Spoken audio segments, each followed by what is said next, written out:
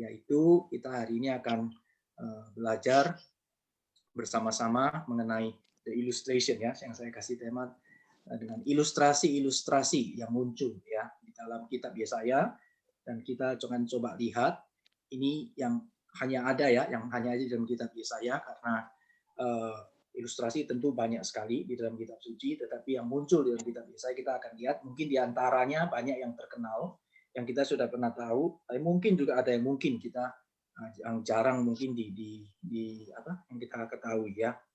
Nah, baik, saya akan sharing dulu sebentar ya, saya share screen. Oke, sebentar.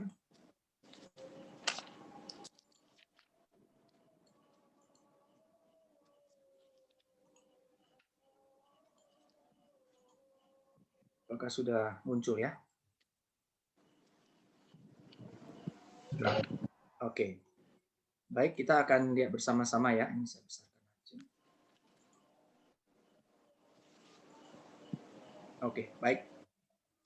Nah, hari ini kita akan sama-sama lihat, saya mengingatkan kita kembali ya.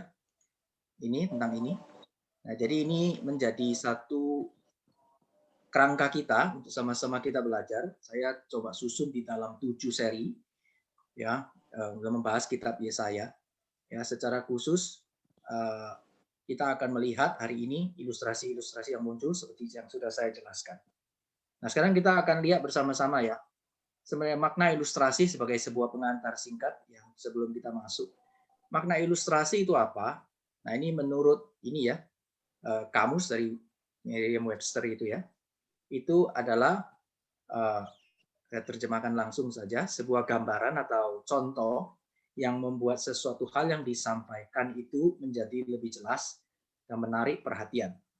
Nah, jadi ilustrasi itu berarti dia merupakan gambaran yang diberikan, yang diilustrasikan, ya mungkin enggak yang menjadi penting itu adalah makna yang terkandung di dalamnya, itu yang mau disampaikan. Ya, ilustrasi. Tetapi ilustrasi itu kenapa dipakai? Karena itu menjadi sesuatu yang akan bisa kita pahami, atau audiens waktu itu berarti secara zaman atau waktunya adalah orang-orang pada saat itu mereka ngerti ya apa yang diilustrasikan, dan itu bisa menarik perhatian ya. Jadi ada ilustrasi yang dipakai itu yang mungkin kita bilang itu nyentrik ya, sehingga waktu diperhatikan orang lihat kenapa kok seperti itu ya. Tapi makna yang terkandung di dalamnya tentu itu menjadi sorotan yang harus diperhatikan. Nah, ini kira-kira mengenai makna ilustrasi. Nah, hari ini kita akan lihat di dalam kitab Yesaya itu ada banyak sekali ilustrasi ya, ilustrasi yang muncul. Nah, kita sudah lihat dua hal ya yang sudah kita belajar bersama-sama, yaitu mengenai konteks latar belakang sebelumnya, baik itu keadaan raja-raja di dalam Yehuda ya, ataupun kerajaan-kerajaan yang asing yang menginvasi ya Yehuda. Nah, ini menjadi satu political context. Kalau kerajaan-kerajaan berarti situasi politik saat itu, waktu kita sudah bisa mengerti bangsa Yehuda pada saat itu seperti apa, kemudian dengan saudaranya ya Israel itu mereka seperti apa, mereka tidak akur ya, justru mereka perang di sana.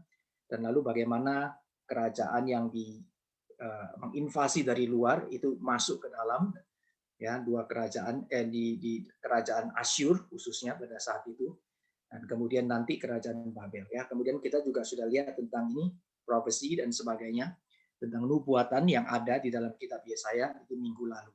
Nah, kita lihat juga di dalam sepanjang kitab Yesaya kemudian Tuhan menyatakan firman supaya Yesaya sampaikan kepada mereka itu memakai banyak sekali gambarannya. Ini gambaran ilustrasi itu sehingga itu disampaikan kepada bangsa Yehuda supaya mereka memperhatikan itu dengan benar. Nah, kita akan di hari ini saya akan memaparkan ya seluruh ilustrasi tersebut ya, dan melalui ilustrasi itu kita akan coba merefleksikan hal-hal yang bisa berguna bagi kita ya, secara kita mengerti, lalu itu direfleksikan dengan konteks kita saat ini sehingga kita bisa menjalankan ya pesan penting yang dinyatakan. Oke. Nah, kira-kira ilustrasi dalam kitab Yesaya itu ada dua ya. Saya bagi menjadi dua. Yang pertama saya sebut itu imagery, ya imagery, dan yang kedua itu an example of life. Berarti an example of life itu contoh yang Tuhan pakai melalui kehidupan daripada Yesaya. Nah, jadi kalau imagery berarti gambaran-gambaran, image, ya image itu gambaran. Nah, kalau di dalam konteks kita sekarang ya, image itu kan kalau di komputer ya itu gambar, atau bisa juga berarti ini ya sesuatu yang ungkapan ya untuk melukiskan, untuk menggambarkan sesuatu ya. Nah, di sini kita akan sama-sama ya. Ini secara sekilas nanti kita masuk ya satu-satu. Jadi kalau mengenai imagery kira-kira ada seperti itu, ada yang dipakai gambaran yang Tuhan sebut ya, itu ada imagery air Siloa ya. Nanti kita lihat bersama-sama. Kemudian ada pohon kebun anggur ya. Kemudian akar tunas, kemudian ada marriage, nah, gambaran pernikahan begitu. Ada batu penjuru dan batu sandungan. Kemudian nanti itu dipakai ya di dalam perjanjian baru.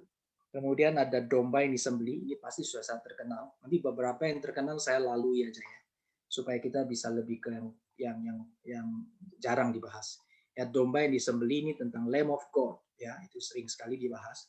Kemudian tukang periuk dan tanah liat, ini mungkin juga sering. Ya, kemudian seorang yang lapar terus mimpi pingin makan dan minum. Nah ini anu ya apa namanya? Ini semua ungkapan ya. Ini ungkapan saya paparkan. Kemudian kitab yang bermaterai. Nah, kitab yang bermaterai itu menunjukkan ini ya, di dalam Yesaya 29 itu menunjukkan bahwa sebenarnya orang itu bisa baca, tapi karena kitabnya itu sudah dimaterai, tapi dia nggak bisa membukanya. Yaitu sebuah gambaran yang diberikan. Kemudian ada children and motherhood, ibu yang menyayangi anaknya. Dan perempuan muda yang mengandung melahirkan seorang anak laki-laki yang diberi nama Immanuel. Ini juga sudah sangat terkenal ya. Kemudian mengenai dengan example of life, mungkin ini nanti yang akan saya lebih banyak ya pakai di sini. Kita pada malam hari ini saya akan mungkin lebih banyak di sini, yaitu anak-anak Yesaya dan hidup Yesaya. Ya. Anak-anak Yesaya dan hidup Yesaya. Ya. Nah, baik, saya langsung saja. Sekarang kita akan lihat satu-satu karena memang yang kita bahas adalah ilustrasi ini. Maka kita akan run through satu-satu bagian-bagian yang perlu saya lebih lama saya akan lebih lama, dan yang sudah sering itu saya akan cepat saja. Ya, kita akan pertama adalah air Siloa ya. Nah, mungkin air Siloa ini kita ambil saja, kita baca aja ayat dalam nats Alkitab di dalam Yesaya pasal yang ke-8 ya. Pasal yang ke-8. Nah, ini di sini kita akan lihat sama-sama ya. Ini 8 ayat 5 sampai pasal 8 ayat 5 sampai ayat 8. Tuhan melanjutkan lagi firman-Nya kepadaku, oleh karena bangsa ini telah menolak air Siloa yang mengalir lambat dan telah tawar hati terhadap Rezin dan anak Remalia.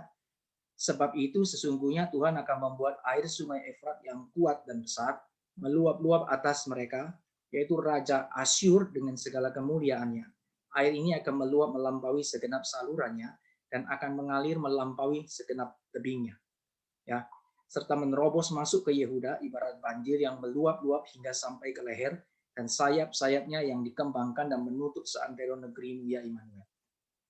Jadi Bapak Ibu yang dikasihi Tuhan, waktu gambaran ini diberikan ya tentang air Siloa ini ya. Ini yang di dalam pasal 8 ini mungkin ini jarang ya. Jarang sekali kita membahas bagian ini. Ini bicara soal ada 3 macam air, yaitu air Siloa, kemudian air sungai Efrat, ya. Kemudian sebenarnya di sana juga kalau di daerah Efrat itu juga ada Tigris ya, air sungai Efrat, air sungai Tigris gitu ya. Nah, di sini kita lihat sama-sama ketika Tuhan memberikan firman-Nya melalui Nabi Yesaya, waktu dikatakan mereka telah menolak air Siloa yang mengalir lamban. Nah, jadi memang ada sebuah perumpamaan yang diberitahu begini, kalau air dari Siloa itu adalah di sebuah tempat itu di daerah Gihon ya, di Sion ya. Itu mengalir, dan air ini itu menjadi hal yang penting bagi seluruh Yehuda, seluruh Israel juga ya. Jadi air ini memelihara itu mereka menjadi sesuatu yang sangat penting, dan memang Tuhan siapkan dan Tuhan memelihara mereka ya di dalam kondisi geografis mereka. Nah, jikalau dibandingkan memang kepada air dari Sungai Efrat atau Sungai Tigris itu kan sungai yang besar ya, sangat besar, kemudian sangat dipandang secara sangat hebat dan luar biasa. Tetapi Tuhan menetapkan meskipun air Siloai itu adalah tidak sebesar ya yang ngalir keluar di sana, sumber air itu tidak sebesar dari misalnya Sungai Efrat dan Sungai Tigris, tetapi Allah yang memberikan mereka ke sana. Tapi mereka menolak. Dikatakan menolak air Siloa. Nah, di situ ada kasih keterangan mengalir lamban ya. Berarti sebenarnya teks ini memberitahu kepada kita, langsung memberikan sebuah comparing atau perbandingan ya. Perbandingan apa? Perbandingan bahwa memang Tuhan air Siloa itu mengalir lamban ya, itu tidak seperti ya mungkin yang apa ya mata air yang lain yang besar, tetapi di sana Tuhan memelihara mereka itu dengan air Siloa ya. Nah, di sini sesuatu yang Calvin katakan ya di dalam komentarnya. Itu Calvin mengatakan kepada kita bahwa melalui teks ini kita bisa belajar satu hal yang penting itu apa ya? Apa yang Tuhan sediakan kepada kita, Tuhan sediakan kepada kita ya. Itu lebih penting daripada apa yang kadang kita pandang besar dan hebat orang lain punya. Nah, ini saya terjemahkan dari bahasa saya. Maksudnya Calvin begitu. Kita mesti bersyukur apa yang Tuhan sediakan bagi kita. Kenapa? Kalau apa yang Tuhan sediakan bagi kita, kalau Tuhan sediakan bagi kita, meskipun itu kecil ya, itu tidak pernah menjadi masalah. Kenapa? Karena Tuhan yang sediakan. Kalau Tuhan yang sediakan itu tidak habis-habis, tidak putus-putus, kekuatan dan seluruh perlindungan Allah itu akan mencukupi. Nah, ini yang menjadi poin penting ya waktu saya merenungkan, mempersiapkan bagian ini. Waktu saya melihat ini yang ingin saya bagikan kepada Bapak Ibu sekalian. Ya, di sini Allah mengatakan, waktu ini dikatakan kepada mereka menjadi sebuah gambaran ya, image, menjadi sebuah ilustrasi.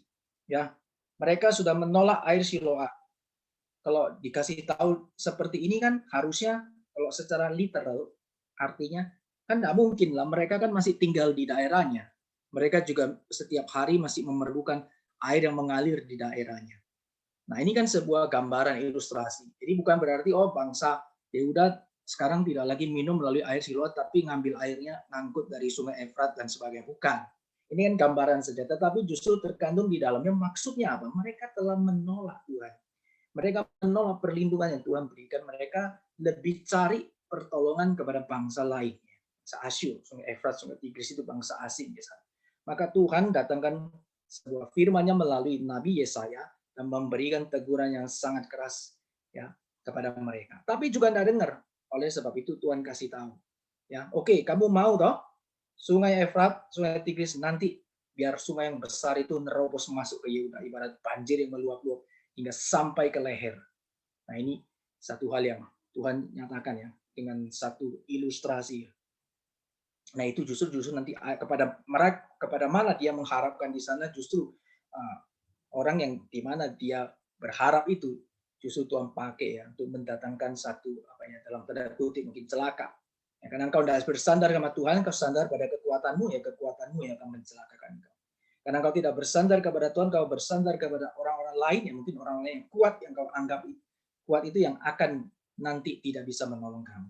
Ya, karena nah ini di sini ada satu gambar yang diberikan melalui ilustrasi yang pertama kali saya paparkan ini ya melalui gambaran ilustrasi air Siloa. Nah, ini melalui firman Tuhan yang disampaikan ini mereka sangat mengerti, jelas mereka tahu. Nah, tetapi heran memang apa yang Tuhan sudah tetapkan ya memang nggak bisa dirubah karena memang sudah demikian. Ya, kadang kita melihat dikasih tahu supaya dia bertobat, tapi kok sudah dikasih tahu dia tidak bertobat ya karena memang Tuhan sudah tetapkan dia demikian. Jadi Allah tidak pernah kesulitan ya, masih karena memang sudah ditetapkan tidak usah dikasih peringatan, tidak justru berjalan bersamaan. Demikian juga, karena sudah dikasih peringatan maka bertobat, karena saya memperingati maka dia bertobat. Sebenarnya enggak juga.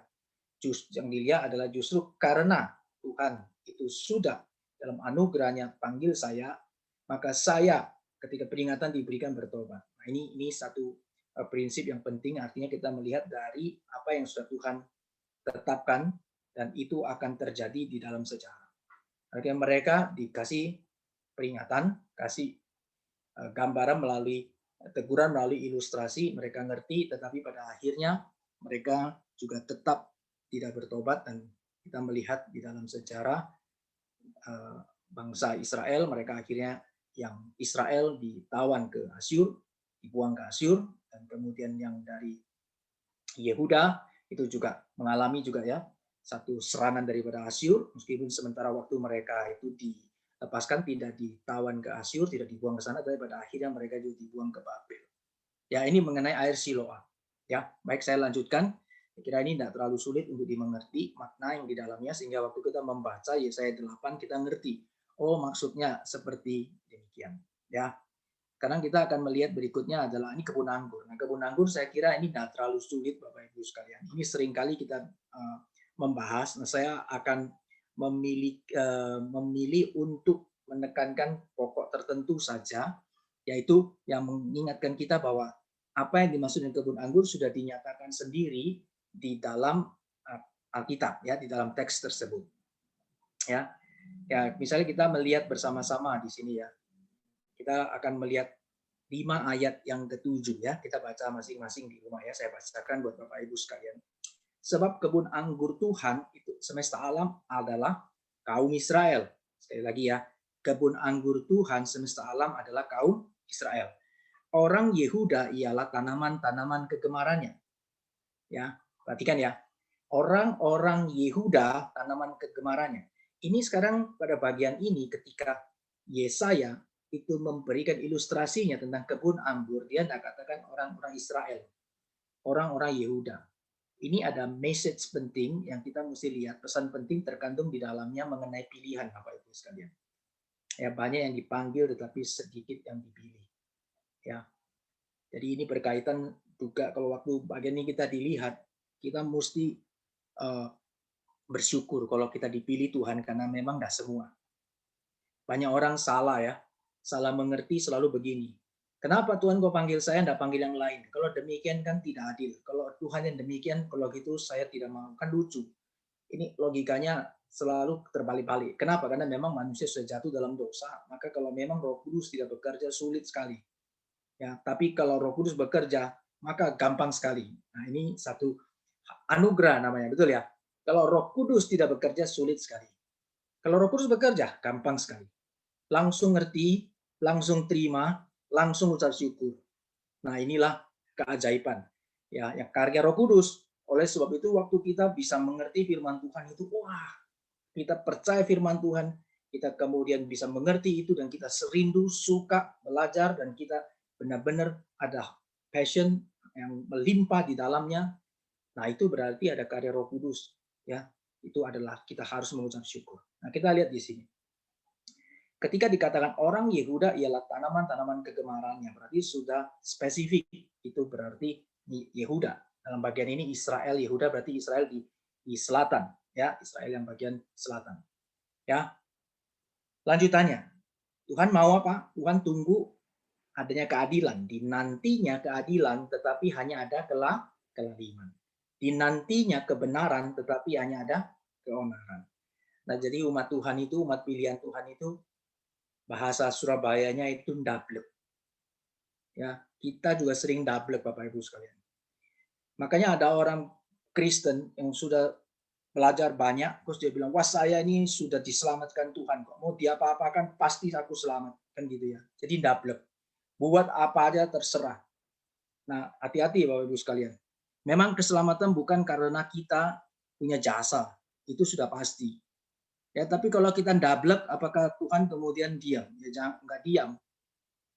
Siap-siap ya. Kalau ndablek ya dapat hukuman. Ya. Jadi orang bangsa Yehuda dipilih Tuhan, tapi ndablek kayak gitu. Terus gimana kalau ndablek? Dibuang sama Tuhan. Buang. Ya. Jadi ditawan dan Tuhan tidak sayang. Bapak Ibu sekalian, bait Allah itu yang dibangun oleh Salomo itu megah sekali. Di zaman daripada kerajaan Israel itu memang raja yang diperkenan Tuhan Daud ya, tapi kita boleh lihat mencapai puncak daripada jaya-jayanya Israel waktu belum pecah itu di zaman Salomo. Itu bangun salah satu simbol ikon yang penting itu bukan kerajaan Salomonya, tapi apa? bait suci. Bait suci itu megah sekali, sangat indah, dan bukan juga sangat indah, karena itu mulia sekali, dan itu maka dibangun bersalutkan dengan emas dan berbagai macam permata yang sama mahal. Ya, itu dibangun dan indah sekali. Tapi Tuhan tidak sayang, Bapak Ibu sekalian. Sekali lagi Tuhan tidak sayang. Ya. Nah, maka itu menjadi satu kejatuhan ya. Pada saat raja yang kita sudah lihat ya, raja siapa itu? Yang menunjukkan kepada orang-orang raja asing Babel itu apa namanya? Buka, kasih lihat semua ke bangsa Babel itu raja siapa? Ada yang ingat tak? Siapa yang ingat? Raja siapa yang kasih tahu bait suci semua wasana banyak lagi bait suci di dalamnya ada perkakasan dari emas ini semuanya apa semua ditunjukkan itu raja siapa? Ada yang ingat? Silakan. Ini sedikit ini kuis kecil. Nah, ada yang ada? Halo? Siapa yang jawab itu tadi? Mungkin kalau dikasih hadiah baru jawab ya. Nebukadnezar. Hah? Nebukadnezar. Tuh, itu Nebukadnezar kan rajanya. Enggak, raja Yehudanya yang menunjukkan. Raja di Yehuda yang menunjukkan bait Allah, kasih tahu semua. Itu siapa? Raja siapa? Depannya H. Depannya H. Ya, Hizkia lah, Hizkia. Iya. Siapa itu yang jawab? Saya. Iya, namanya? Saya enggak kelihatan gambarnya. Edison, Pak. Wah, Edison. Mantap, Edison. Edison. Ya. Yang lain mungkin juga jawab, tapi mungkin tidak berani buka mic ya. Jadi jawabannya keras, tapi mic-nya ditutup. Biar tidak apa-apa ya. Raja Hizkia. Hizkia itu raja yang diperkenan Tuhan atau tidak? Diperkenan lah, Pak. Perkenan ya? Iya, baik dia. Baik dia. Tapi dihukum juga ya? Iya, dihukum juga. Dihukum, ya toh. Jadi kita menjadi anak Tuhan itu kita juga orang yang diperkenan Tuhan, Bapak Ibu sekalian. Kita semua ini orang yang diperkenan Tuhan, tapi jangan dablek. Ya. Dablek bisa dia apa? Dihukum. Anak-anak Tuhan, kita mesti ingat baik-baik. Banyak orang sudah percaya ya, orang sudah menjadi anak-anak Tuhan.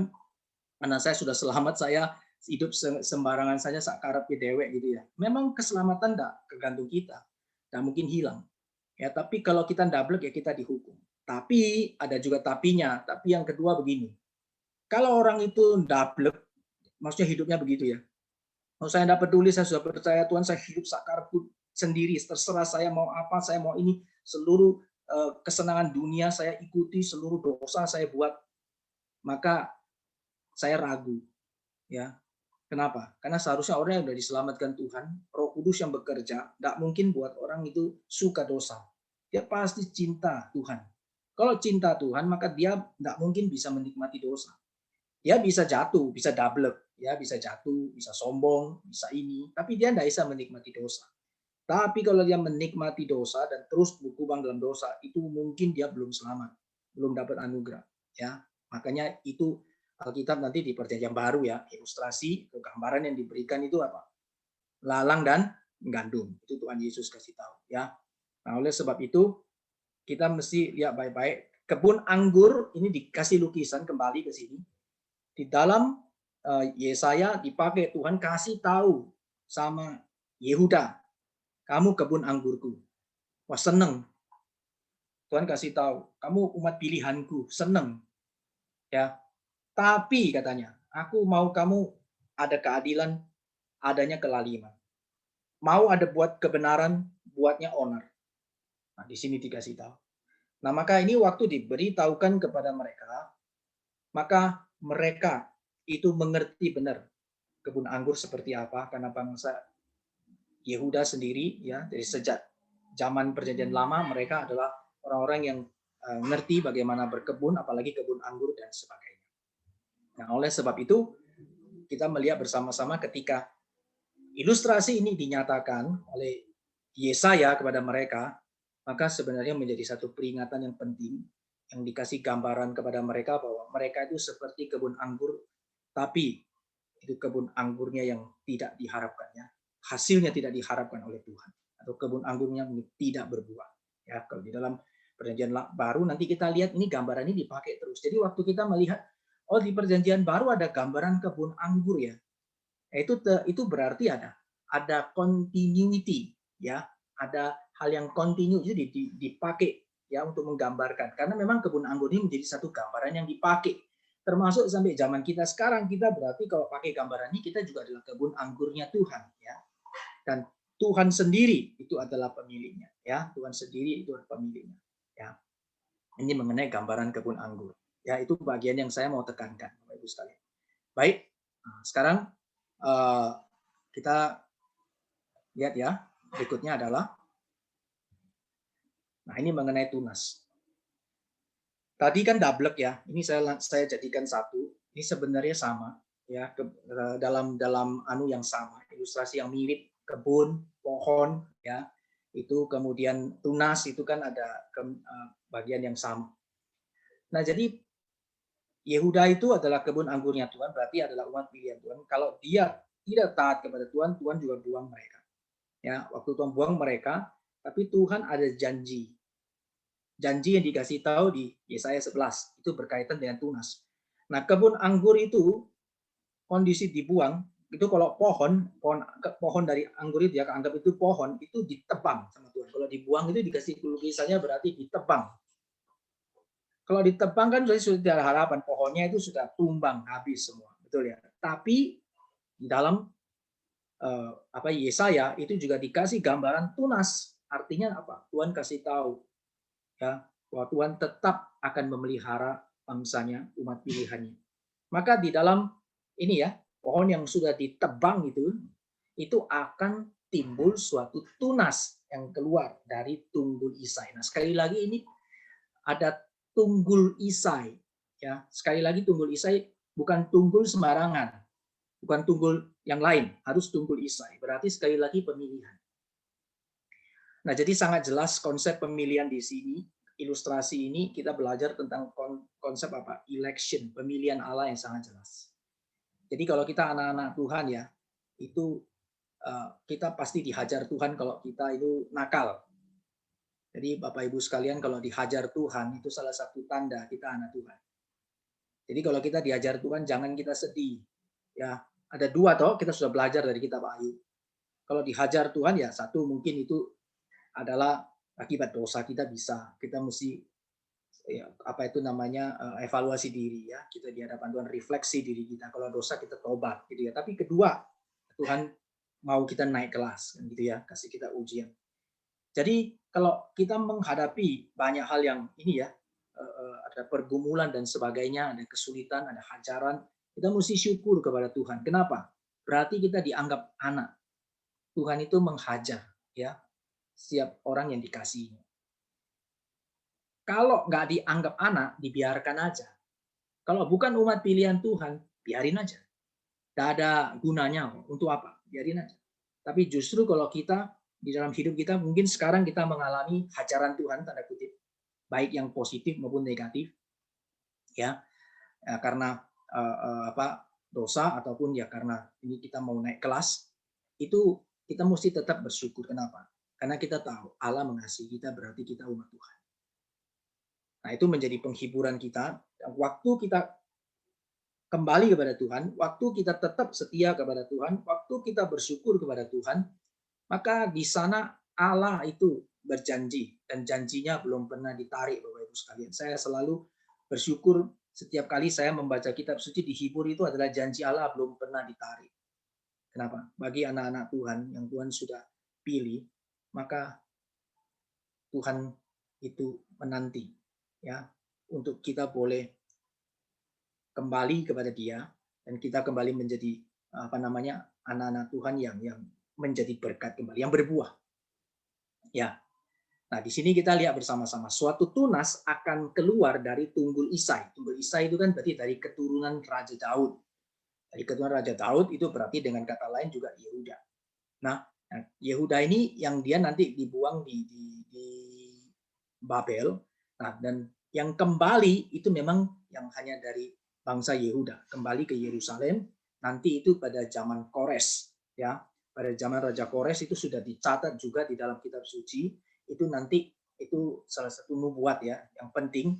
Itu dalam kitab suci di Yesaya juga dicatat, nanti Kores, Tuhan bilang hambaku Kores. Padahal Kores ini bukan orang Israel, tapi dikata hambaku Kores. Dia akan bawa bangsa Yehuda ini pulang pergi ke Yerusalem. Nah, di dalam bagian ini kita belajar lagi ya. Itu namanya semua bangsa, raja, penguasa, siapapun lah, itu ada di tangan Tuhan. Semuanya, Bapak Ibu sekalian. Kondisi apapun. Jadi kalau kita refleksi untuk kondisi kita saat ini, juga kita tetap setia dan kita tetap bersandar kepada Tuhan. Situasi apapun, kondisi apapun, pandemi seperti kayak gini, semua ada di tangan Tuhan. Ya, kita melakukan tugas kita dengan baik. Kalau dalam seluruh tanggung jawab itu kita sudah melakukan tugas dengan baik, ya kita serahkan kepada Tuhan. Apapun yang terjadi, iya apapun yang terjadi. Bapak Ibu, dikasih Tuhan di Surabaya. Ini saya kasih ilustrasi sebentar ya. Ilustrasi saya, ini bukan ilustrasi saya ya. Saya kasih contoh. Kisah nyata ini. Di Surabaya itu ada seorang anak Tuhan ya. Dia seorang anak Tuhan, seorang pengusaha yang sukses sekali. Dan kemudian dia juga punya hati yang cinta Tuhan. Nah, pada saat itu dia juga mengalami satu pergumulan ya. Mengalami satu pergumulan dan dalam masa pandemi seperti ini. Ya, tapi sebenarnya di dalam masa ini dia sudah lewat ya, sudah oke dan sebagainya. Ya, tetapi akhirnya dia juga harus Tuhan panggil pulang gitu ya, Tuhan panggil pulang. Nah, dalam kondisi yang sudah clear gitu ya, sudah bersih, jadi bukan karena corona. Ya. Dia harus dipanggil pulang. Nah, sekarang kita melihat bersama-sama. Apakah itu juga hal yang buruk atau hal yang jelek? Apakah hanya kalau orang-orang bilang, "Waduh, kalau saya tidak kena COVID, itu hal yang baik." Kalau saya kena COVID, hal yang jelek. Atau saya kalau kena COVID, saya sembuh, itu hal yang baik. Kalau saya tidak sembuh, itu jelek. Nah, saya kira kita sebagai anak-anak Tuhan, kita tidak boleh hanya berpikir pada dua cara begini. Kita harus lihat apa? Semua baik. Kenapa? Selama kita ada di dalam Tuhan, semua baik. Karena yang menentukan hidup kita Tuhan. Kalau Tuhan mau kita hidup, ya itu adalah anugerah Tuhan. Kalau Tuhan mau panggil kita pulang, juga anugerah Tuhan. Yang penting baik mati maupun hidup, kita ada di dalam Tuhan. Nah, itu poinnya. Itu menjadi umat pilihan Tuhan itu seperti hal yang demikian ya. Jadi baik mereka yang dibuang, bangsa ya udah dibuang pergi ke mana ini, ke Babel, maka Tuhan juga itu adalah kehendak Tuhan karena mereka nakal ya tadi ya, ndablek istilah saya, tidak taat kepada Tuhan. Nah, mereka sembah berhala, mereka tidak melakukan keadilan dan sebagainya ya. Tapi Tuhan juga yang bawa mereka pulang, yang suruh mereka pulang bukan karena kekuatan sendiri loh. Itu malah bangsa asing ya, namanya Raja Kores itu yang dari kerajaan Persia itu yang justru nanti membawa mereka pulang. Jadi mereka disuruh pulang. Nah, ini kita lihat bersama-sama anugerah Tuhan itu selalu mendahului seluruh apa yang akan kita alami. Baik ya, di dalam segala hal yang kita mungkin kita harapkan ataupun kita tidak harapkan. Tapi selama kita tetap di dalam Tuhan, maka kita akan melihat semua itu adalah hal yang baik. Ya, jadi kembali kepada bagian ini, suatu tunas akan keluar dari tumbul Isa ini adalah sebuah gambaran. Pohon yang sudah ditebang itu tetap Tuhan kasih pengharapan. Yaitu ada keselamatan. Ya, kita masih ingat ya. Nama Yesaya artinya apa? Kuis lagi. Ada yang masih ingat? Yesaya artinya apa? Lupa ya? Oke. Ya, Yesaya sendiri mempunyai arti sebenarnya apa? Ya, keselamatan dari Tuhan ya, Tuhan yang menyelamatkan. Ya, Yahweh is my God gitu ya. Jadi keselamatan daripada Tuhan. Jadi di sini kita melihat berita yang di dalamnya itu dikatakan meskipun itu sudah ditebang pohon itu, tetapi tetap pengharapan keselamatan itu tetap datang daripada Tuhan. Ya. Nah, dan seterusnya dikatakan, nah nanti ini diberitahu di dalam kitab Yesaya pada saat itu ini berlaku terhadap Yehuda. Bahwa dia tidak akan dibuang selamanya, dia tidak akan dihilangkan gitu ya, tidak akan mati selamanya, tapi akan tumbuh tunas.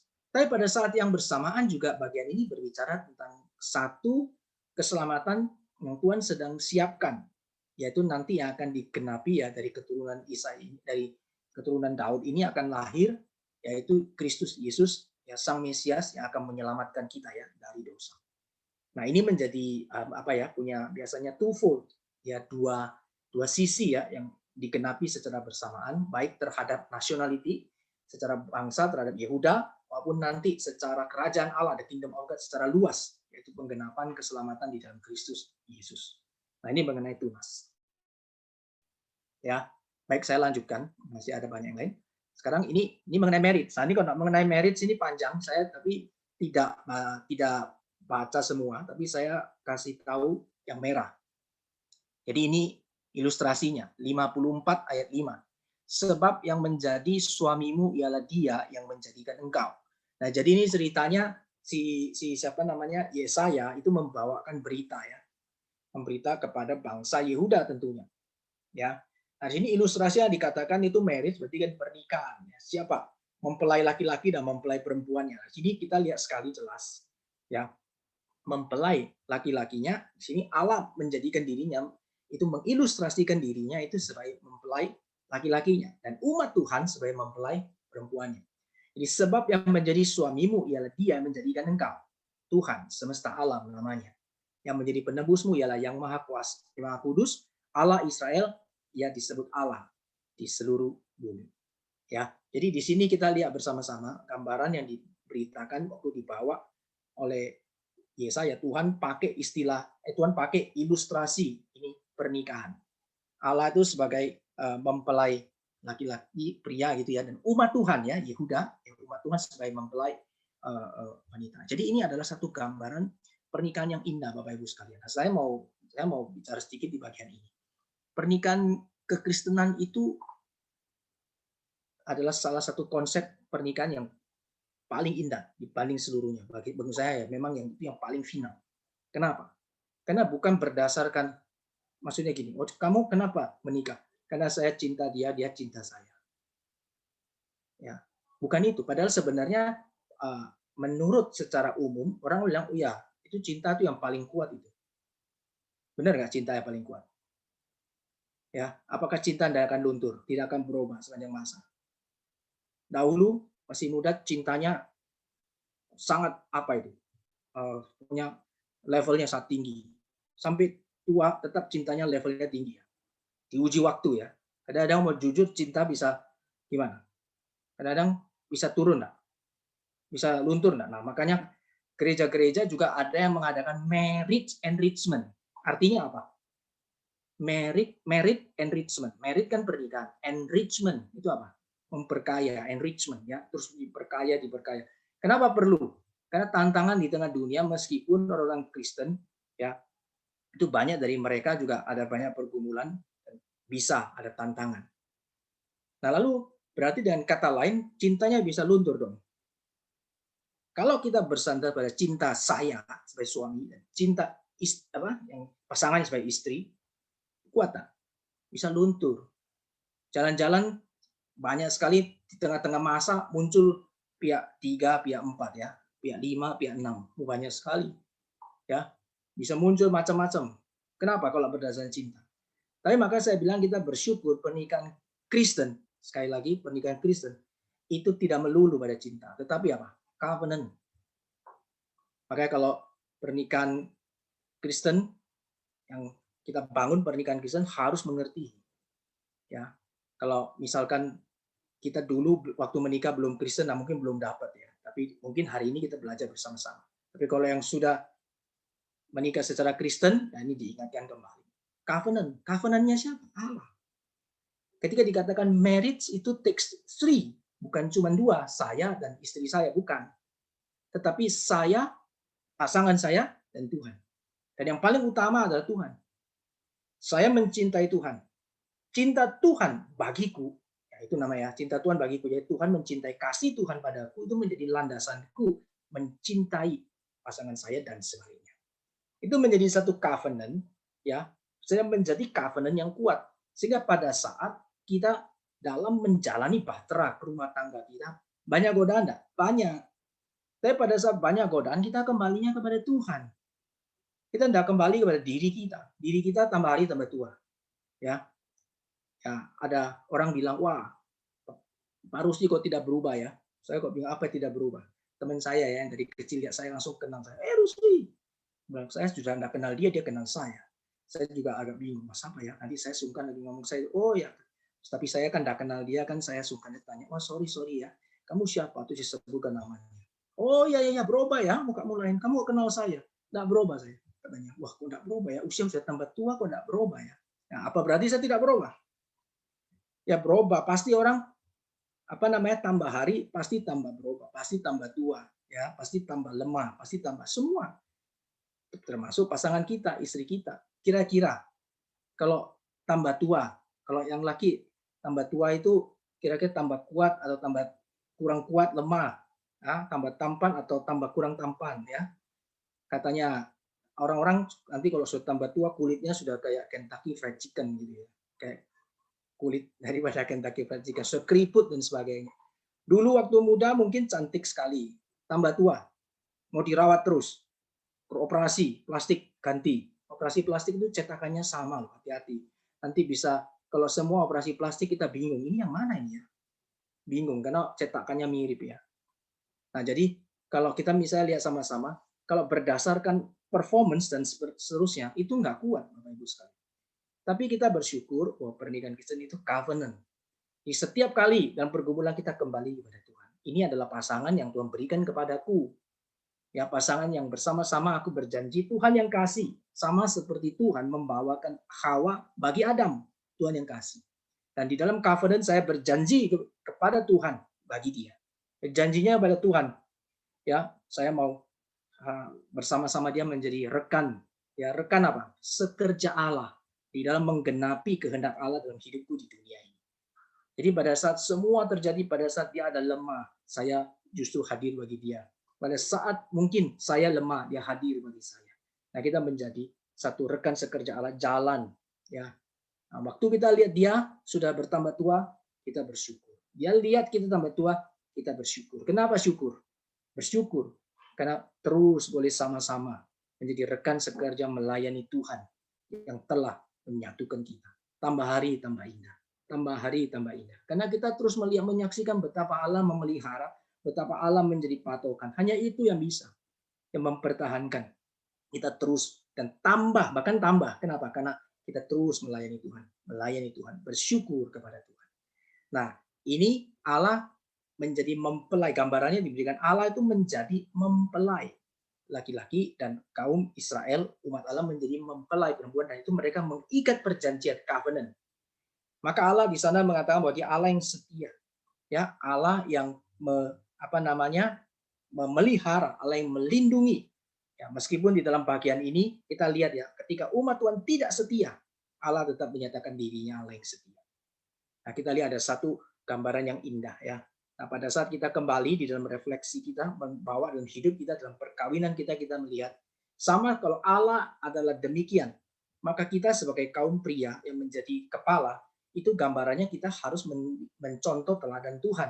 Bagaimana Allah berkorban di dalam Kristus Yesus bagi umat Tuhan, demikianlah seorang laki-laki, seorang suami harus berkorban bagi istrinya dalam kondisi apapun juga kita mesti korban. Dan sebaliknya, seorang wanita itu seperti bagaimana seperti jemaat atau seperti umat Tuhan itu taat kepada Tuhan, demikian dia taat menjalani hidupnya ya dalam membangun rumah tangganya. Dua-dua jadi satu di dalam covenant, di dalam Tuhan.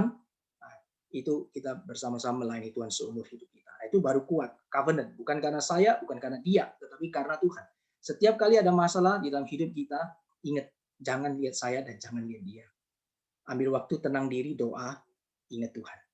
Maka di sanalah rumah tangga kita makin hari pasti makin manis. Ya, kiranya Tuhan tolong kita, Roh Kudus pimpin kita. Ya, ini ya gambaran marriage di dalam Yesaya. Nah, di sini ada 3. Saya sudah siapkan ini, kita baca saja. Yang pertama ini gambaran marriage-nya ini wanita mandul yang akan melahirkan. Jadi maksudnya ada pengharapan ya. Wanita mandul itu akan melahirkan, kemudian kedua adalah istri yang terasing akan dipertemukan kembali dengan suaminya. Ya, ini menunjukkan kesetiaan Allah ya. Bagaimana ketika bangsa Israel meskipun Yehuda maksud saya mereka tidak setia, tetapi Allah tetap adalah Allah yang setia. Dan bagian yang ketiga itu merupakan satu gambaran yang dikasih tahu bagian akhir bagaimana orang-orang yang tertekan akan diberi keamanan. Artinya ada pengharapan. Ya, baik saya lanjut aja. Nah, ini batu panjuru dan batu sandungan. Ini saya cepat aja, ini nggak susah ya, cuma saya paparkan. Ini bukan munculnya di Perjanjian Baru, tapi ini sudah ada di Yesaya. Ya, batu penjuru dan batu sandungan ini dua hal yang penting yang kita mesti ingat. Kenapa kok cuman kita seringkali kan lihat cuma batu penjuru saja, tapi kita mesti lihat batu sandungan. Nah, ini kalau di dalam konteks Yesaya itu ada berita keselamatan, kita mesti lihat. Tadi saya sudah bicara soal kaum pilihan Tuhan, election, Bapak Ibu sekalian. Jadi kita lihat di sini, ketika kaum election itu dikatakan itu ada yang dipilih, maka kalau yang tidak dipilih, maka itu menjadi kaum yang dibuang. Bukan terbuang ya, tidak sengaja dibuang, tapi dibuang. Ada yang dipilih, ada yang dibuang. Ya, jadi batu penjuru dan batu sandungan. Kristus itu menjadi batu penjuru bagi yang mendapatkan anugerah. Bagi yang tidak dapat batu anugerah, ya kesandung, jatuh. Itu terang-terangan, batu penjuru dan batu sandungan. Jadi ketika Alkitab memaparkan, ini Alkitab memaparkan dengan sangat-sangat clear, sangat jelas. Ya, jadi nah, batu penjuru kita lihat sekarang bagi kita ya orang yang selamatkan konteksnya. Batu penjuru, maka batu penjuru itu berarti menjadi patokan di mana adanya batu penjuru itu menjadi ukuran dan menjadi pengikat bagi seluruhnya. Nah, itu di dalam bangsa Israel, mereka di bangsa Yehuda ya, Israel juga ya, mereka di dalam kebudayaan mereka ya, waktu mereka membangun atau menyusun itu, mereka ada konsep ini. Jadi batu penjuru itu disiapkan dulu, dan batu penjuru itu yang akan menjadi patokan dan akan yang kemudian setelah ditetapkan disusun itu akan mengikat semuanya. Kalau itu diambil, robohlah bangunan itu. Kira-kira demikian ya. Nah, tapi batu bagi orang yang tidak diselamatkan, yaitu yang akan menjadi batu sandungan. Oke? Ya. Jadi ini saya skip aja.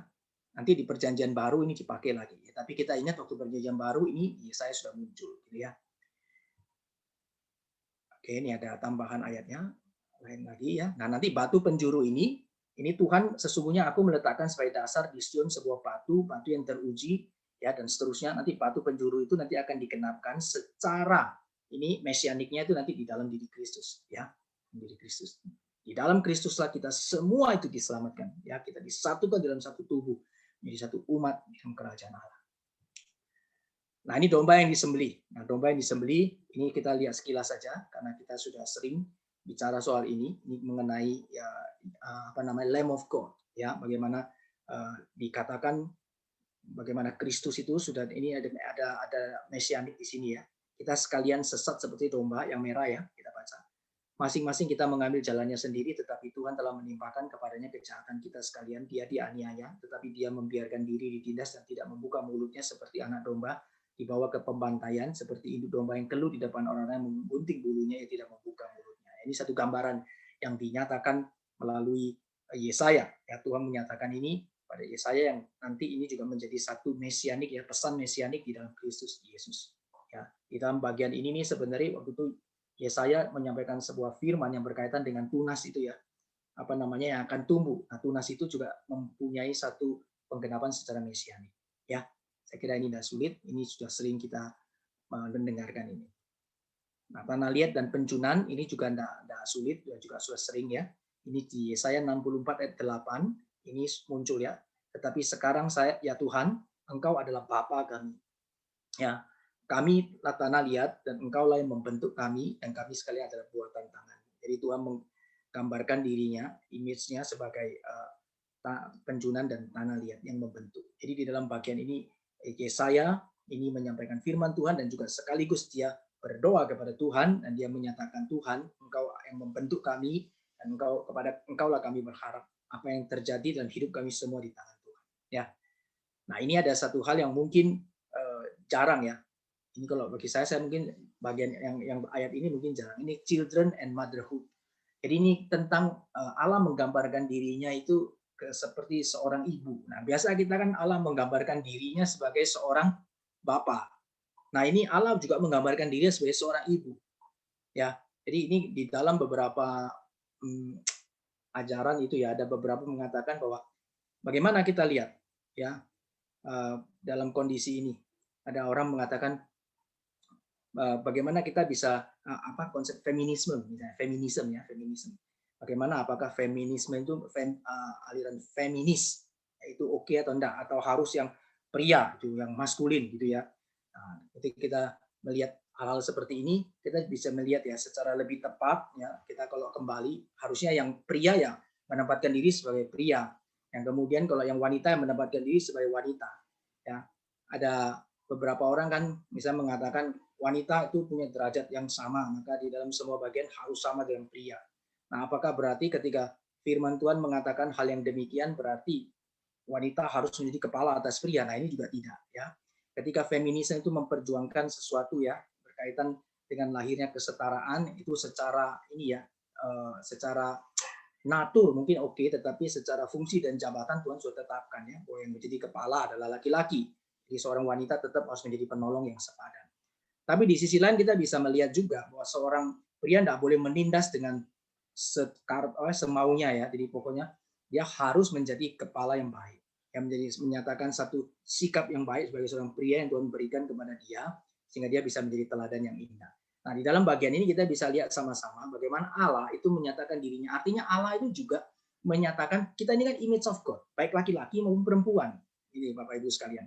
Ya. Jadi seorang laki-laki itu image of God. Iya. Seorang wanita. Iya.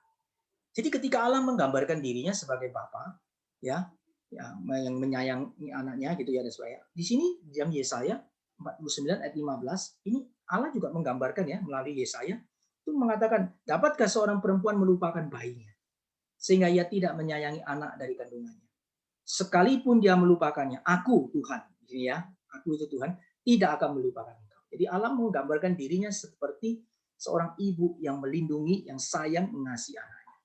Ya, di bagian ini kita bisa lihat. Jadi seorang wanita itu juga image of God. Nah, image of God, kewanitaan, maksudnya kasih seorang wanita ya, apa itu kelembutan dan sebagainya itu datang dari mana? Dari image of God. Karena dalam diri Allah ada kelembutan, ada kasih, ada panjang sabar, ya, dan seterusnya. Ya, ini adalah children and motherhood yang kita coba renungkan sekilas, ya, sehingga kita yang menjadi para wanita secara khususnya kita boleh dikuatkan kembali bahwa kita juga adalah image of God. Jadi bukan cuma laki-laki, laki-laki dan perempuan image of God. Masing-masing harus mengerti ya, saya laki-laki dan saya perempuan ya, jangan sampai terbalik ya, dunia ini bisa macam-macam ya. Sekarang ini bisa kebalik-balik. Kalau sudah kebalik-balik itu sudah melanggar perintah Tuhan. Baik, kita lanjutkan saja. Nah, sekarang kita masuk ke anak-anak Yesaya. Nah, anak-anak Yesaya sekarang melalui example ya di dalam kehidupan ini Tuhan bukan cuma bicara, oh ya saya suruh kasih ilustrasi berupa imagery, ungkapan-ungkapan, gambaran-gambaran, perumpamaan-perumpamaan yang disampaikan kepada bangsa Yehuda, tetapi Tuhan juga pakai kehidupan Yesaya, termasuk anak-anak Yesaya. Jadi Yesaya itu anak-anaknya itu menggambarkan apa yang Tuhan firmankan kepada dirinya. Ya, jadi yang pertama itu nama anak Yesaya itu dicatat di Yesaya 7 ayat 3 itu namanya Shear Yashub. Ya, mungkin bacanya ini ya agak susah ya karena mungkin di dalam bahasa kita. Ini mempunyai makna apa Bapak Ibu sekalian? Mempunyai makna itu ini, yang tersisa akan kembali. Nah, jadi di dalam menamakan anaknya itu di dalamnya ada pesan yang Tuhan titipkan, yang Tuhan mau Yesaya itu hadir dalam keluarganya. Jadi seluruh keluarganya itu dipakai Tuhan ya untuk menjadi apa? Ilustrasi, ilustrasi. Ya, seluruh keluarganya dipakai menjadi ilustrasi. Nah, ini kalau di dalam kelas sekolah minggu itu namanya alat peraga, Bapak Ibu sekalian, ya. Keluarga kita. Dan bahkan nanti Yesaya sendiri itu menjadi alat peraga yang unik, ya. Nah, ini Shear Yashub itu berarti yang tersisa akan kembali. Maksudnya apa? Berarti akan dibuang.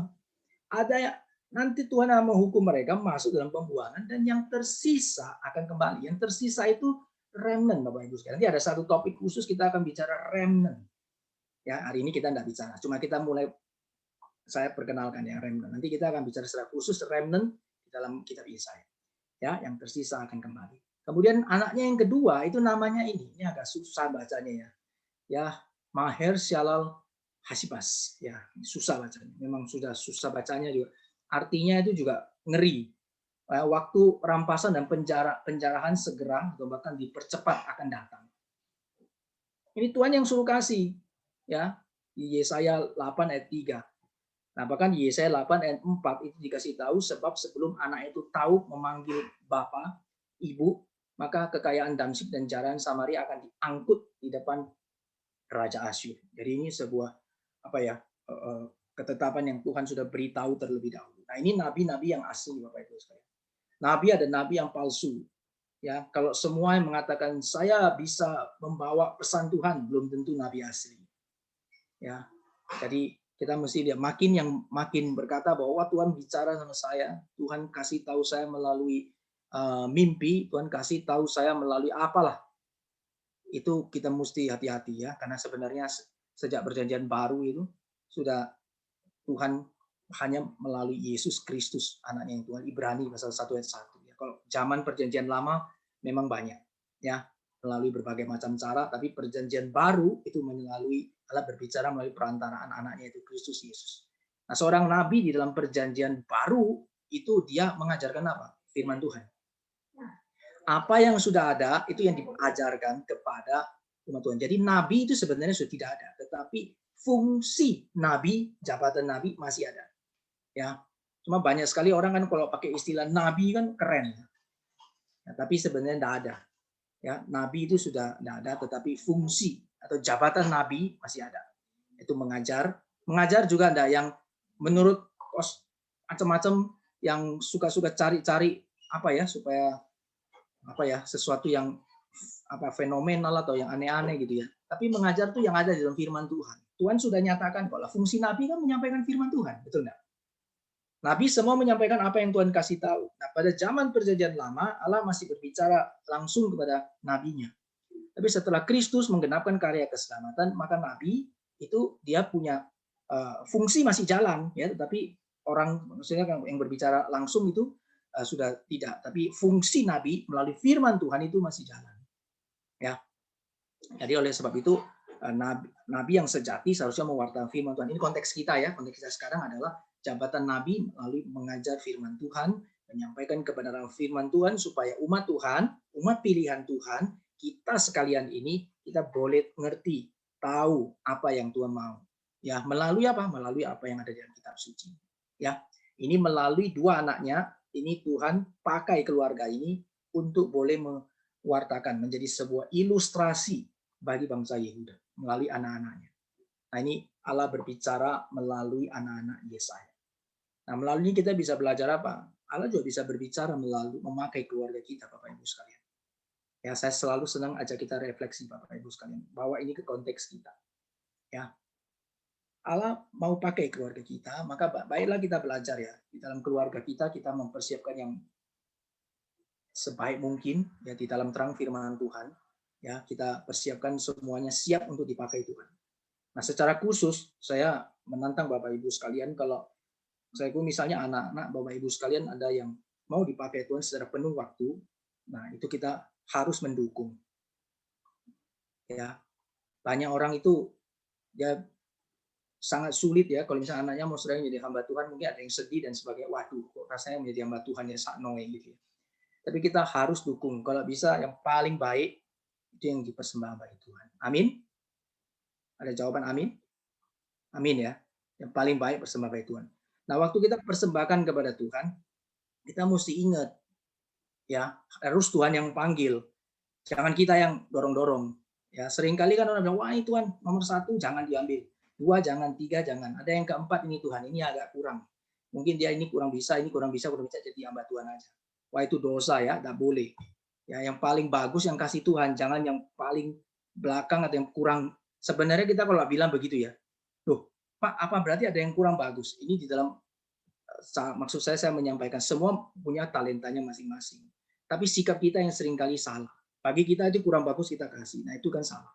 Ya, tapi kalau dia sungguh-sungguh dia digerakkan Tuhan menyerahkan diri menjadi hamba Tuhan, ya meskipun dia banyak kelemahan dibanding yang lain, tapi Tuhan gerakkan dia.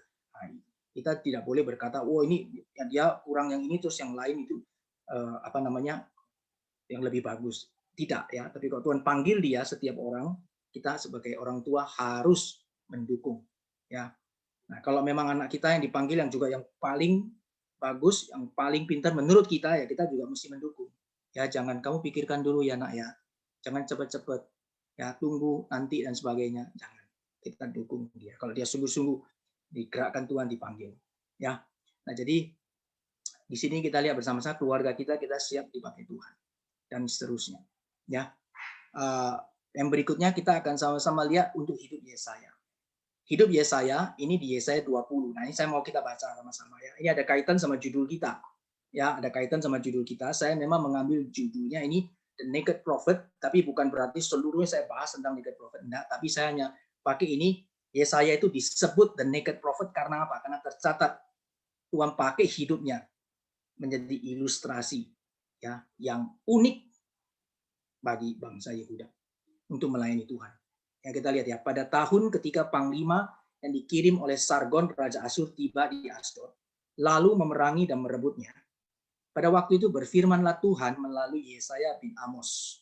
Firman-Nya. Jadi ini firman sama Tuhan kasih tahu sama Yesaya. Pergilah dan bukalah kain kabung dari pinggangmu dan tanggalkanlah kasut dari kakimu. Lalu ia pun berbuat demikian, maka berjalanlah ia telanjang dan tidak berkasut. Berfirmanlah Tuhan, seperti hambaku Yesaya, berjalan telanjang dan tidak berkasut 3 tahun lamanya, sebagai apa? Tanda dan alamat terhadap siapa? Mesir dan terhadap Ethiopia. Demikianlah Raja Asyur akan menggiring orang Mesir sebagai tawanan dan orang Ethiopia sebagai buangan, tua dan muda, telanjang dan tidak berkasut, dengan pantatnya kelihatan suatu penghinaan bagi Mesir. Maka orang akan terkejut karena dan malu karena Ethiopia, pokok pengharapan mereka, dan karena Mesir kebanggaan mereka. Dan penduduk tanah pesisir ini akan berkata pada waktu itu, lihat, beginilah nasib orang-orang yang kami harapkan, kepada siapa kami melarikan diri, minta pertolongan supaya diselamatkan dari Raja Asyur. Bagaimana mungkin kami terluput? Jadi ini dipaparkan dengan sangat jelas. Yesaya dipakai Tuhan menjadi ilustrasi alat peraga yang sangat-sangat unik sekali. Nah, waktu kita ini banyak sekali tafsiran berkaitan dengan makna telanjang di sini ya. Nah, saya lebih memilih memakai kata di sini, maksud dari kata telanjang berarti bukan secara total ya. Tetapi di dalam bagian ini masih ada pakaian dalam, karena ketika Daud itu menanggalkan dan telanjang menari ya, ketika dia setelah membawa bait Allah masuk ke Yerusalem, dan dicatat ya, yang anak daripada Saul itu menghina dia, istrinya itu yang menghina dia itu katanya kau menari-nari telanjang. Nah, itu dalam bagian ini juga pakai kata telanjang. Jadi saya lebih pakai tafsiran telanjang dalam arti bukan telanjang secara keseluruhan, tetapi pakaian, masih ada pakaian dalamnya, tetapi sudah boleh dikatakan itu malu ya, malu ya, tapi masih ada pakaian dalamnya. Nah, ini dikatakan untuk apa? Ini menunjukkan satu yang Allah pakai Yesaya dalam bagian ini untuk menunjukkan kepada orang-orang Yehuda. Jadi kan dia bukan disuruh berjalan telanjang pergi ke Ethiopia sama ke Mesir, bukan, tapi ada di Yehuda kan. Tapi dikasih tahu mereka, sehingga waktu bangsa Yehuda melihat begini itu, rajanya, bangsanya, rakyatnya, mereka lihat, wah ini kok unik sekali ya. Kok nabinya yang bawa pesan firman Tuhan kok seperti ini. Nah, tapi itu justru membawa mereka itu langsung ingat, langsung tercelik. Ya, ini sebuah penghinaan. Nah, jadi artinya Tuhan mau kasih tahu sama mereka, kamu sandarkan diri sama bangsa lain, tak kepadaku sebagai Allahmu. Maka nanti bangsa yang kau sandarkan itu juga akan mendapatkan penghinaan. Ya, mereka akan. Nah, ini di dalam bagian ini ada 20 ayat 4 kan dikatakan ya, mereka yang dijadikan sandaran itu mereka akan dikirim sebagai buangan juga. Tua, muda, telanjang, dan tidak berkasut, dan seterusnya. Menjadi penghinaan. Nah, jadi ini hidup Yesaya dipakai 1 hari kah? 2 hari kah? 3 hari kah? Tidak. 3 tahun. Wah, lama loh 3 tahun ya disuruh jadi alat peraga seperti ini. Siapa yang siap? Pertanyaannya. Ini nabi yang sejati, Bapak Ibu sekalian. Nabi yang sejati. 3 tahun. Nah, pertanyaannya adalah yang saya mau tantang, kita siap nggak dipakai Tuhan seperti ini? Kadang itu memang di luar yang kita pikirkan ya. Wah, Tuhan mau pakai saya seperti apa? Kadang kita nggak ngerti. Firman Tuhan datang supaya orang-orang, anak-anak Tuhan, hamba-hamba Tuhan, kita semua hamba Tuhan juga. Ya, itu kita mesti siap dipakai Tuhan. Ya, ada Tuhan mau pakai kita seperti apa? Itu hak Tuhan. Yang kita lakukan kita mentaati. Saya kalau memberikan satu gambaran dan seluruh pelayanan itu kadang kita melihat ada hal yang dalam pelayanan itu sesuatu yang tidak sesuai dengan keinginan saya. Saya maunya A. Maunya A, tapi Tuhan bilang minus A, maksudnya lawan dari A. Kalau B masih lain ya, saya maunya A, B. Oh, mungkin kan B masih bisa diterima, tapi bukan mau saya. Tapi lawannya, saya mau A, Tuhan bilang tidak A, yang lawannya A. Waduh, saya mau gampang, Tuhan bilang susah. Saya mau cepat, Tuhan bilang tunggu, lambat sedikit. Waduh. Nah ini saudara, ini adalah satu hal yang kadang dalam pelayanan kita jumpai. Nah bagaimana kita bisa tahu mesti taat sama perintah Tuhan, firman Tuhan banyak baca. Kadang-kadang bisa juga tantangan terbalik. Tantangan terbaliknya apa? Sebenarnya Tuhan mau kita itu cepat, tapi bangsa Tuhan, umat Tuhan tidak mau. Nah kan Yesaya juga dipakai sama. Ya, Tuhan kasih tahu mereka supaya kamu mesti bertobat, tapi nggak ada yang bertobat. Bisa. Itu twofold. Kita mesti sama-sama lihat. Bagaimana bisa tahu? Kita harus sungguh-sungguh belajar firman Tuhan dan taat. Pokoknya kita melaksanakan segala sesuatu butuh kepekaan. Nah, kepekaan bisa dibangun ada relasi. Relasi bisa dibangun ada pemahaman yang benar, pengenalan yang benar akan Tuhan. Knowing God, baru bisa knowing self. Itu Calvin. Ya, dalam beberapa gereja juga mereka mempunyai prinsip yang sama, yaitu Agustinus, ya dan seterusnya. Reformasi Luther juga mereka punya pemikiran yang sama, mungkin diungkapkan dan berbeda. Bagaimana kita bisa kenal Tuhan? Bagaimana kita bisa mengenal diri kita mau seperti apa? Kita mesti kenal Tuhan. Waktu kita kenal melalui apa? Melalui apa yang sudah Tuhan nyatakan. Jangan melalui apa yang tidak dinyatakan. Banyak orang mau kenal Tuhan, mau tahu isi hati Tuhan, caranya apa? Langsung jalan pintas. Untuk saya doa saja, doa, saya minta Tuhan mimpi kasih saya, atau ngomong dalam apalah sembarang, dan seterusnya. Atau saya doa, kemudian langsung Alkitab saya buka, jebret, langsung keluar firman Tuhan. Nah ini Tuhan bicara sama saya. Nah itu tidak bisa cara gitu. Harus mengerti dengan benar, dari Kejadian sampai Wahyu, mengerti teologi dengan benar, apa yang dinyatakan dalam kitab suci. Teologi bu ada banyak, tapi harus mengerti teologi yang benar-benar paling dekat dengan kitab suci. Dan bagi saya teologi yang paling, ini teologi bukan sudah paling benar ya, tapi yang paling mendekati kebenaran. Bagi saya itu teologi reform. Ya, teologi reform yang paling dekat ya dengan apa yang dengan karena dia berpusat kepada Tuhan. Dia semuanya ada di dalam God center ya. Bagaimana kondisi manusia itu jasa manusia dan sebagainya di sana itu benar-benar sangat bukan man center begitu ya. Jadi God center. Nah, oleh sebab itu kita mesti belajar bersama-sama. Baru kita bisa mengenal hal ini.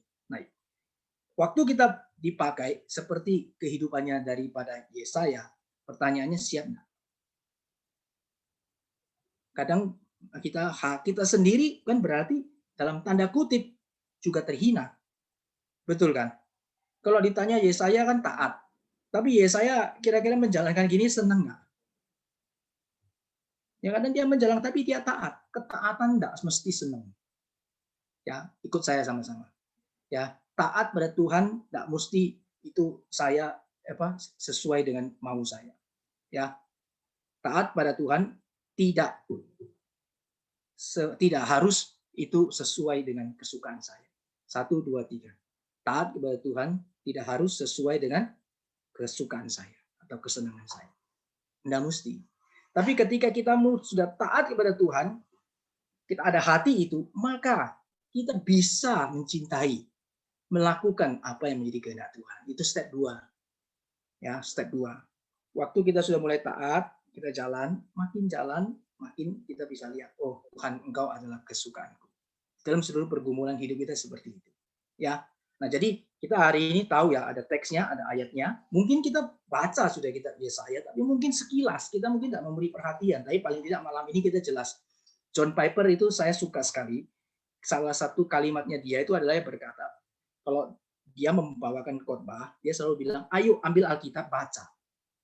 Sehingga waktu kamu jangan cuma dengar dari kata pengkhotbah, kau baca. Sehingga waktu kamu baca, kamu tahu ini firman Tuhan, aku baca dan aku tahu tempatnya di sini dan bicaranya seperti ini. Meskipun kadang-kadang kita lupa alamatnya, ya. Tapi kita tahu ada di kitab suci dan itu masuk dalam pikiranku, dalam hatiku dan aku tahu itu firman Tuhan. Ya, jadi Yesaya itu adalah disebut sebagai the naked prophet. Kenapa? Karena Tuhan pakai dirinya menjadi seorang nabi yang mewartakan firman Tuhan, ya, satu berita yang penghukuman yang akan terjadi kepada Mesir dan Ethiopia. Kenapa demikian terjadi? Berita itu dikasih tahu kepada Yehuda, ya, bahwa orang yang kau sandari, bangsa yang kau sandari, yang kau kira kuat, itu akan satu hari mengalami penghinaan yang sudah Tuhan tetapkan. Ya, ini menjadi satu berita, menjadi satu ilustrasi alat peraga yang Tuhan pakai melalui kehidupan Yesaya. Nah, hidup kita pun demikian. Hidup kita adalah alat peraga di mata Tuhan. Sebagai seorang hamba Tuhan, saya terus bergumul, Bapak Ibu sekalian, khususnya saya terus bergumul. Saya bergumul saya harus bergumul bahwa apa yang saya sampaikan harus sama yang saya lakukan. Itu pergumulan berat, Bapak Ibu. Ya, saya selalu bergumul, doakan saya, Bapak Ibu, salah satu, kalau kau dalam setiap pokok doamu, saya sebagai manusia tetap ada lemah, doakan saya supaya saya sungguh-sungguh menyampaikan firman Tuhan itu adalah sesuai dengan apa yang saya lakukan. Ya, karena kita sebagai manusia itu kita sungguh lemah, dan saya juga mendoakan Bapak Ibu sekalian menjadi seorang anak Tuhan, tambah hari ikut Tuhan, tambah cinta Tuhan luar biasa. Menjadi pasangan-pasangan, ya, keluarga-keluarga yang tambah hari membangun rumah tangga makin erat, makin manis. Suami makin mengasihi istri, istri makin mengasihi suami, anak-anak makin mengasihi orang tua juga makin mengasihi anak. Kenapa? Nah, kita tahu kita semua melakukannya untuk Tuhan. Ya, kita melakukan untuk Tuhan. Hidup saya, hidup Bapak Ibu sekalian, itu adalah alat peraga yang indah di mata Tuhan. Sehingga melalui hidup kita orang bisa menyaksikan Kristus. Ya, kita ini buku yang terbuka, yang orang lihat.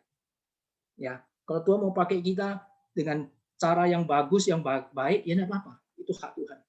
Tapi kalau Tuhan mau pakai kita dengan cara yang mungkin hina, bagaimana? Taat. Taat. Belajar taat.